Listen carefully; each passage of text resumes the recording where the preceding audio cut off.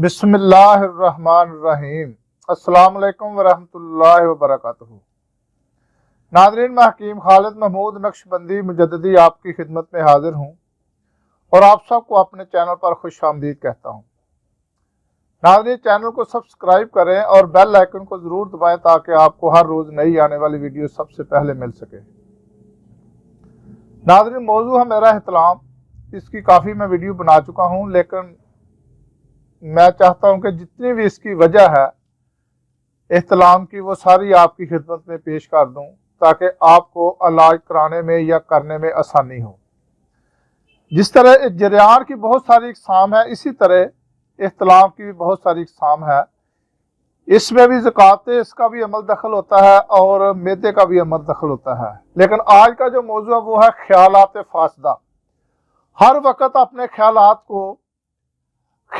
को यानी कि नापाक रखना, गंदी किताबों का मुतालिया करना, नीम उरिया तस्वीर का देखना, हालत जमा के अक्सर किस्से एक दूसरे को सुनाना या दूसरों से सुनना, इश्किया हिकायात पढ़ते रहना या लोगों से सुनते रहना और हर वक्त जमा का ख्याल में रखना, ये तमाम चीज़ें एहतलाम की वजह बनती हैं। और बाद हालतों में ये एहतलाम की नुमाइश जो वजूहात होती है, अक्सर रात को जब आदमी सोता है, आजकल इंटरनेट का दौर है, ना भी इंटरनेट का दौर हो तो ये पहले भी ऐसी हालतें होती थी कि आदमी हर वक्त तसव्वुर में किसी अपनी गर्लफ्रेंड का या मंगेतर का ख्याल रखना।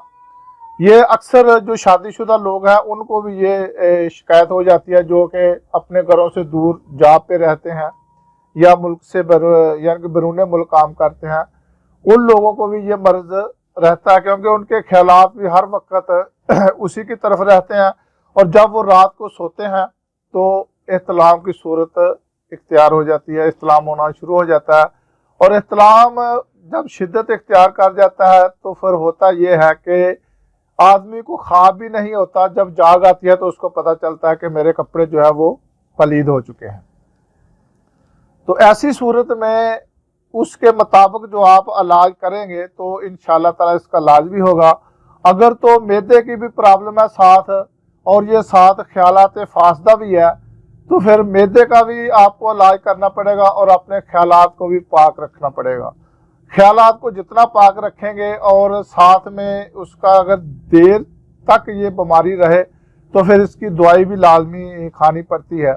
तो अगर थोड़ी देर का ही है तो फिर अपने ख्यालात को अगर पाक रखेंगे तो इंशाअल्लाह ताला बगैर दवाई के ठीक हो जाएगा।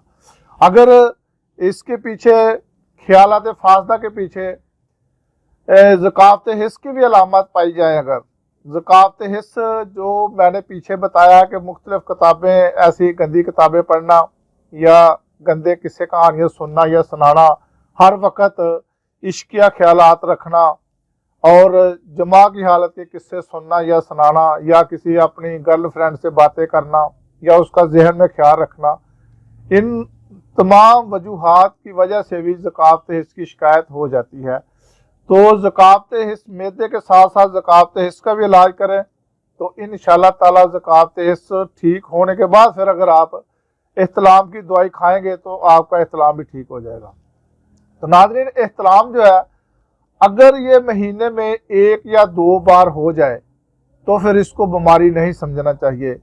कुछ लोग सेहतमंद होते हैं, अगर उनको 3 मरतबा भी हो जाए, अगर उसको कमज़ोरी महसूस ना हो तो फिर उसको इलाज कराने की तरफ नहीं जाना चाहिए। वो सेहत की अलामत होती है अगर उनको कमज़ोरी ना हो। अगर कमज़ोरी हो तो फिर इलाज कराना ज़रूरी है। तो ये थी इसकी वजूहात। और इसका जो इलाज है वो आपने 1 दिन की मैं आपको खुराक बताने लगा हूँ कि आप 1 माह लगातार इस्तेमाल करें तो इंशाअल्लाह ताला ये ख्यालात फासदा को पाक रखें और ये नुस्खा साथ इस्तेमाल करें तो इंशाअल्लाह आपका मसला हल हो जाएगा। आपने सबसे पहले बरादा संदल सफ़ेद लेना है, 3 माशा, और खुश्क धनिया, कश्मीर खुश्क भी इसको कहा जाता है, यानी कि सूखा धनिया भी आप कह सकते हैं, ये 5 माशा ले लें। और खशखास सफ़ेद, तुखम खशखाश सफ़ेद ये आपने 7 माशा लेनी है।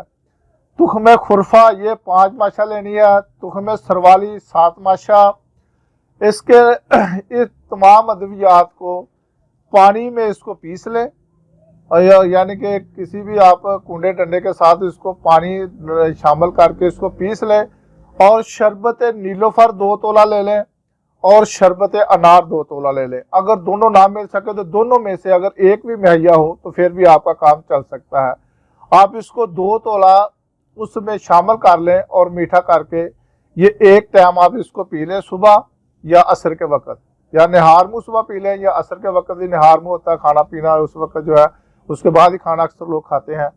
तो ये इस्तेमाल करें 1 माह लगातार और अपने ख्यालात को साफ रखें और इंशाअल्लाह ताला ये आपका मर्ज इस नुस्खे से ख़त्म हो जाएगा। तो अगली वीडियो तक के लिए इजाज़त दें। खुदा हाफिज़। अस्सलाम वालेकुम रहमतुल्लाहि व बरकातहू।